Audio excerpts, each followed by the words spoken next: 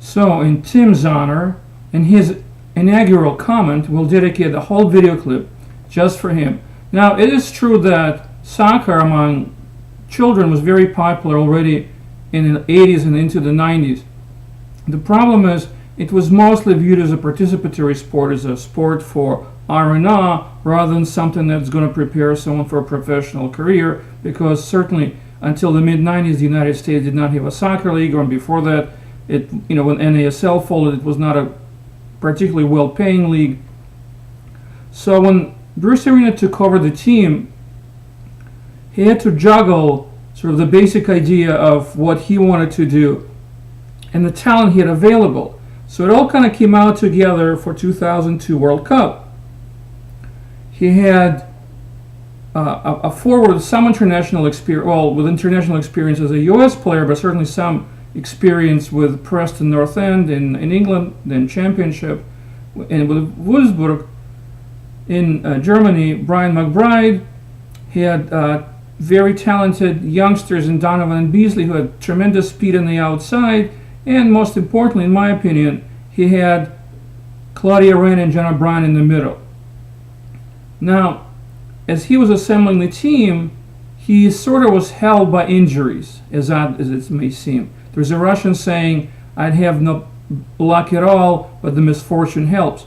Well, two major injuries, one to Chris Armas right before the World Cup, another to Jeff Agos during the Cup, essentially replaced two of the weakest players on the roster for Pablo Mastroianni as a holding midfielder, and for Greg Berhalter, who was then coming off a year in Crystal Palace in England.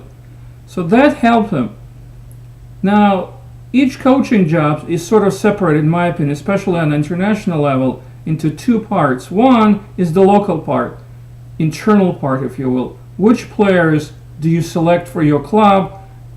Most of the time, the top 6, 8 are quite obvious, but you got to make sure that other players work with the best players on the roster. So in 2002, that really worked well, because you had Reyna and O'Brien in the middle, and you had speed on the outside, you had some size with McBride, you have some supporting strikers in Mathis and Wolf, and you had reasonably decent defense. Now, Casey Keller gets a slight injury. Bruce Arena puts in Friedel and stays with them. Another, O'Brien was healthy, so everything just kind of worked at the time. You flip toward 2006, and O'Brien is no longer healthy.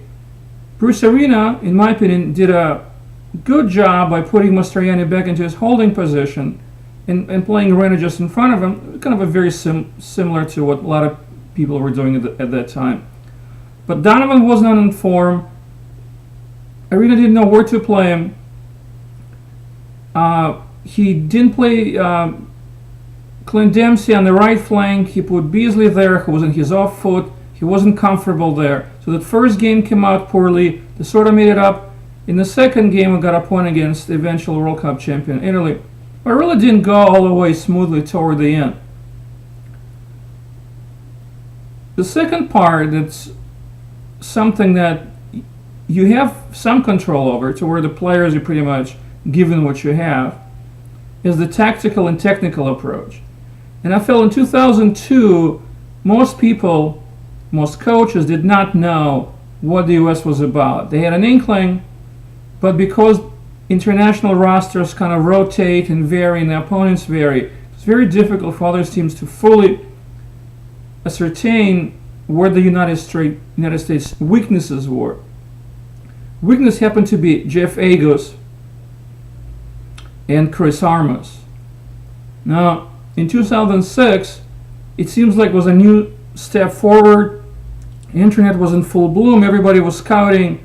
The United States went to Germany and it was thoroughly scouted. Nobody wanted to run with the United States anymore, like Portugal tried in the opening of 2002 World Cup. The Czechs sat back and countered themselves, destroyed the United States on counters and set pieces. Italy played the way Italy does, kind of a bad game for them with all the red cards and injuries and so on and so forth. And then Ghana, Bruce just, he just kind of winged it. The players weren't sure what they were doing. The Ghanaians had the response. It came out like, yeah, crap, And they lost. And of course, there was a bad call by Marcus Merkel. That's the guy's name. The head referee. The penalty was very soft on Aniawo, and that was it.